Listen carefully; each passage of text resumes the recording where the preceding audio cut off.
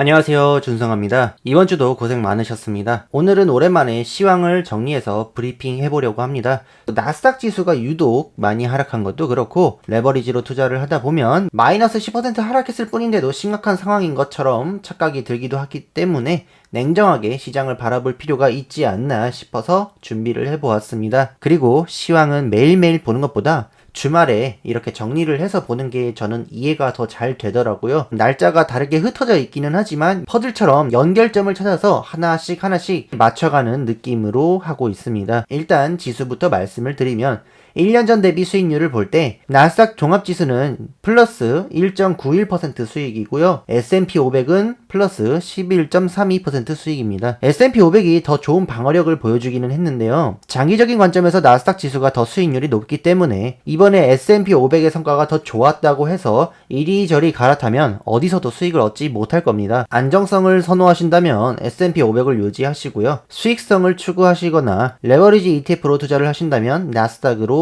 유지하시면 되겠습니다. 자, 그리고 화면의 오른쪽은 한 달 정도의 준수 지수를 가져왔습니다. 나스닥 종합지수의 확률상 적정성을 평가하는 데 도움을 주는 지표죠. 한 달치를 가져온 건데 약간의 고평가 구간이 서서히 끝나고 있는 듯이 보입니다. 매일매일 적정 범위도 올라오는데요. 실제 나스닥 지수도 내려가고 있어서 두려워할 필요는 없어 보입니다. 단기적인 방향성은 예측할 수 없어도 장기적 방향성은 평균과 확률에 수렴한다고 보면 우리가 해야 할 것은 변하지 않습니다. 이럴 때도 매수를 멈출 이유는 되지 않는 거죠. 참고로 계속 업데이트되는 준수지수 3월 첫째 주에 출간하는 제 책에 QR코드로 링크를 첨부해 드렸습니다. 자, 그리고 계좌 인증은 짧게 넘어가도록 하겠습니다. 오늘은 브리핑이 주된 내용이니까요. 일단 전체 자산에서는 여전히 수익권이지만 항상 인증하던 QLD 계좌 아직도 수익권인데도 불구하고 QLD 종목 자체는 이제 음전했습니다. 꽤 많은 수익을 반납한 상황이지만 그럼에도 변동성에 익숙해지려면 잔꾀를 부리기보다 정면으로 부딪혀서 이겨내야 한다고 생각합니다. 결국 우리의 수익은 개인의 실력보다 시장에 달려있기 때문이죠.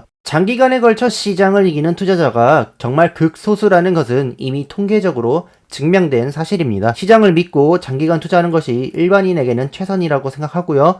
개인적으로는 자기 자신은 약간 비관적으로 볼 필요가 있고 시장에 대해서는 낙관적으로 보는 편이 좋다고 생각을 합니다. 어떻게 투자를 하든 자유지만 작은 이익에 집착하다가 큰 이익을 놓치지 않기를 바랍니다. 소탐대실이라는 말이 있죠. 자, 이제 시황 이야기를 하도록 하겠습니다. 그동안 있었던 일들을 정리해보면서 가장 먼저 이야기를 꺼내야 한다고 생각하는 것이 바로 공급입니다. 당연히 들어보신 적 있을 겁니다. 그런데 요즘 너무 금리 인상에 대한 우려가 커지고 있으면서도 그 원인을 잊어가는 것은 아닌지 염려되어서 한 번 더 조명을 해보도록 하겠습니다. 일단 업계에서 30년 동안 일하던 골드만삭스의 제프 커리라는 분이 계신데 누군지는 그렇게 중요한 건 아닙니다. 그런데 이분이 30년 동안 일을 하면서 이런 시장을 본 적이 없다면서 석유, 가스, 석탄, 구리, 알루미늄 상관없이 모든 게 다 부족하다고 경고를 했습니다. 많은 상품 시장에서 백워데이션이 일어나고 있다고 하는데 쉽게 설명하면 이렇습니다. 선물로 미래에 인도받는 것보다 당장 재고가 바닥나지 않도록 현물로 바로 공급받는 것이 더 중요하다는 거죠. 그래서 웃돈을 주고 가져올 정도라는 겁니다.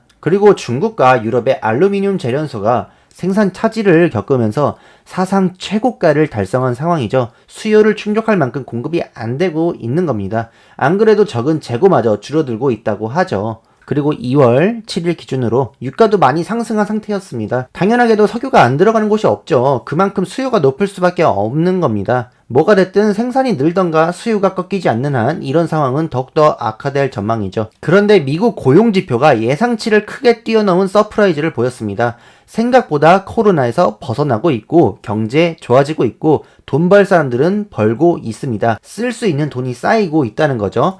이 돈들이 높은 수요를 만드는데 기여하고 있는 것도 사실입니다. 그리고 돈을 벌면 또 잘 써요. 소비 판매 증가율도 10개월 내 최고치를 기록하면서 2022년은 좋은 출발을 보여주었습니다. 코로나에도 잘 나와서 돈 잘 쓰고 경제 잘 굴러간다 이겁니다.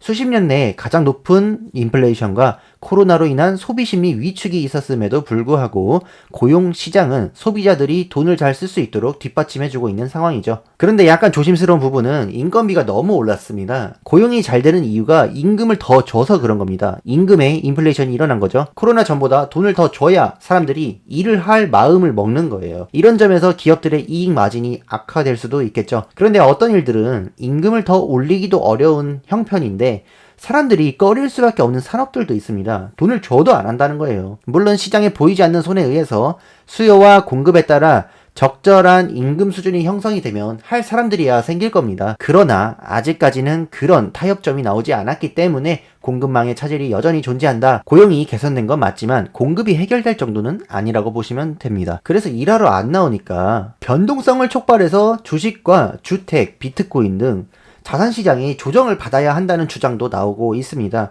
그래서 조기 은퇴를 막고 고용을 유지할 수 있다는 논리죠. 솔직히 사람들이 일을 안 하는 이유가 자산 때문도 있습니다. 그 힘든 일들 안 해도 먹고 살 수 있을 것 같으니까 조기 은퇴를 하는 거죠. 더러운 걸 안 보고 그냥 나오겠다 이겁니다. 하지만 아직까지는 사람들이 있어야만 굴러갈 수 있는 곳들이 많이 남아있거든요. 코로나를 극복하려고 풀었던 돈들이 자산시장으로 흘러 들어가니까 사람들이 일터로 돌아올 생각을 안 하는 겁니다. 자산가가 된 사람에게 노동하라면 하겠습니까? 욕심 없고 검소하면 그렇게 많은 돈이 아니어도 은퇴할 수 있고 충분한 자산이 됩니다. 사치도 안 부리고 결혼도 포기하면요 3억 정도만 모아도 S&P 500에 다 박아놓고 연평균 성장률 10%를 기대한다고 보면 매년 한 2천만 원씩 써도 살아갈 수는 있을 겁니다. 좀 더 돈이 필요하고 사고 싶은 게 생기면 그때그때 조금씩 프리랜서나 아르바이트를 해도 괜찮겠죠. 하여간 사람들이 자산이 늘어났기 때문에 일터로 돌아오지 않는 것도 분명히 있습니다. 그리고 그런 점이 공급망 차질에 어느 정도 기여를 하고 있는 것도 사실이고요. 그런데 그렇다고 해서 자산시장에 충격을 줄 정도로 긴축을 해버리면 기껏 코로나 극복했는데 침체가 기다릴 수도 있거든요. 인플레이션 때문에 긴축의 필요성이 눈앞으로 다가온 것이지 긴축을 하고 싶어서 하는 게 아닙니다. 가능하면 긴축을 천천히 혹은 적게 하고 인플레이션도 잡고 싶을 거예요. 이게 진심입니다. 그런데 마침 러시아와 우크라이나 사이에서 일어나고 있는 지역 갈등은 이런 진심을 볼 수 있는 사건이기도 합니다. 자산시장이 오르지 않기를 바라는 입장에서 혹은 조금 충격이 왔으면 좋겠다는 그런 입장에서 볼 때 미국 밖에서 일어난 일로 인해서 주가가 하락한다면 욕도 안 먹고 참 좋죠. 금리는 내릴 때 언제나 칭찬을 듣지만 올릴 때는 욕을 먹는다고 합니다. 인플레이션 때문에 지지율도 안 좋은데 금리 인상하는 것 자체도 썩 칭찬받을 만한 일은 아니거든요. 물론 바로 효과를 볼 수는 있어도 긴축도 좀 덜 하고 인플레이션도 적절한 수준으로 안정되는 길이 있다면 마다할 이유가 없겠죠. 앞서 이야기했듯 공급망에 문제가 있기 때문에 인플레이션이 높아지고 있는 겁니다. 지금 공급망을 제외하면 경제는 많이 좋아진 게 사실이거든요. 그래서 미국 입장에서는 러시아와 우크라이나 사태를 이용해서 이 공급과 수요가 타협점을 이룰 때까지 시간을 끌고자 하는 의도도 숨어있지 않나 생각해 봅니다. 얘들아 저기 전쟁 날 것 같은데 금리 인상 3월부터 50bp나 해야겠어? 그거 좀 아니지 않냐? 이런 거죠. 물론 이건 투자자의 입장에서만 생각을 한 거고 실제로는 외교와 정치적인 목적이 더 있을 겁니다. 개인적으로는 우크라이나에 대한 러시아의 영향력을 인정해주고 미국은 친미 국가를 버리지 않았다는 모양새로 끝맺음이 나는 게 좋을 것 같네요. 둘 다 전쟁을 하고 싶지는 않을 테니까요. 한편 유럽중앙은행에서도 인플레이션은 강력한 조치, 그러니까 빠른 긴축이 없이도 진정될 수 있다면서 경제에 충격을 가할 수도 있다는 경고를 했습니다. 빈대 잡으려다가 초가상간 다 태우지 말자는 거죠. 원인을 해결하지 않고 당장 덮으려고 하는 것은 좋은 방법이 아니긴 합니다. 실제로 경기가 호황일 때는 인플레이션도 어느 정도 있는 편이고요. 고용도 좋게 나타납니다. 그래서 현재 상태에서 지나친 긴축보다는 인플레이션이 진정될지 지켜보자는 주장도 나오고 있는 거죠. 잘만 하면 코로나도 극복하고 호황으로 나아갈 수도 있겠다 싶은 거죠. 갑작스럽고 공격적인 긴축이 달성하고자 하는 성장과 물가 안정에 불안을 가져올 수 있으니까 신중해야 한다는 겁니다. 다만 세계의 공장 역할을 맡고 있었던 중국과 결별하고 있는 현 상황에서 그 거대한 공급을 빠르게 대체할 수 있는 곳을 찾기는 쉽지 않을 것으로 보입니다.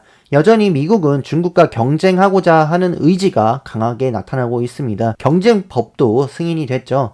사실 미국도 지금 중국을 눌러놓지 못하면 패권의 위협이 되는 존재로 성장할 수 있기 때문에 더 이상 양보를 할 수 없는 입장입니다. 이건 트럼프와 바이든 때도 일관되게 유지되고 있는 정책 중에 하나죠. 우리들이 미국 주식에 투자하고 있다면 진심으로 이런 점도 이해를 해줄 필요가 있다고 생각을 합니다. 비록 지수와 주가는 하락하기는 해도 미국이 우상향해 온 배경에 패권도 있다고 생각을 한다면 그 패권이 더욱 단단해질 수 있도록 단기적으로 감내해야 하는 고통은 기꺼이 감수할 만하다고 여겨야 합니다. 개인적으로는 미국이 중국과 다시 화해하는 방향으로 공급망을 회복시킬 것 같지는 않고요. 그래서 공급망 차질은 조금 더 갈 것 같습니다. 이 와중에도 바이든은 인플레이션 급등세가 초래하는 심각한 경제적 고통 속에서 물가 부담을 덜어주겠답시고 원인이었던 인플레이션을 해결하려 하고 하지 않고 의외에 처방약 가격 인하를 승인해달라고 촉구했다고 하네요. 정말 아예 딴소리를 하고 있는데 미국과 중국이 대결하면서 일어난 공급망 차질이 인플레이션의 원인인데 이것을 해결할 생각은 없어 보입니다. 하지만 어쩔 수 없는 일입니다. 욕을 먹고 지지율이 낮아지더라도 중국 없이 돌아가는 공급망을 만들고 중국에 대한 의존도를 낮추지 않으면 장기적으로는 위협을 기우는 꼴이 될 테니까요. 바이든도 미국도 물러설 생각은 없어 보입니다. 그냥 물가 부담으로 힘들면 내 복지나 받으라 이런 것처럼 느껴지네요. 사실 뭐 복지 위주로 정책을 짜는 입장에서는 내 복지 없이 살아가기 힘든 가난한 계층이 많아지는 게 좀 더 뭐 지지율 상승에도 도움이 될 것 같으니까 어느 정도 그림이 나오지 않나 싶은데요. 기자의 질문에 저렇게 막말을 하는 게 속내라고 생각을 해보면 인플레이션을 좋다고 생각하는 것 같아요. 현재 물가가 부담이 되고 있는 이 상황을 나쁘게 생각하지는 않는 것 같습니다. 의도했거나 예상한 범위 내에서 일어나고 있는 일이라고 생각하는 듯 보입니다. 이런 가운데 3월 금리 인상은 과감하게 흘러가지 않을 것 같은 분위기가 잡히고 있죠. 지정학적 리스크가 시장의 변동성을 초래하고 있고 고용과 소비 지표는 좋게 나오는 이 상황에서 급격한 긴축으로 초를 치고 싶지는 않을 겁니다. 현재 시장은 급격한 긴축에 대한 우려와 지역 갈등에 대해 선 반영이 되어 있는 상황이라고 보기 때문에 만약 긴축이 조금 천천히 진행되는 방향으로 바뀐다면 시장의 반응이 조금 반전되지 않을까 기대를 해봅니다. 이 와중에 러시아는 어쨌든 너네 금리 올리긴 한다는 거잖아 라면서 선제 대응으로 100bp를 인상했네요. 우크라이나 사태가 단기적으로 끝나지 않아도 버틸 수 있도록 아주 단단히 마음 먹은 듯이 보입니다. 과연 이 사태가 얼마나 오래 갈지 저도 궁금해지네요. 자, 여기까지 그동안의 시황을 정리를 해드렸는데 물론 어느 정도 주관적인 견해가 들어가 있기는 합니다. 그래도 시장에 낙관적으로 볼 여지가 남아있다는 생각이 드네요. 오늘 영상도 끝까지 시청해주셔서 감사합니다.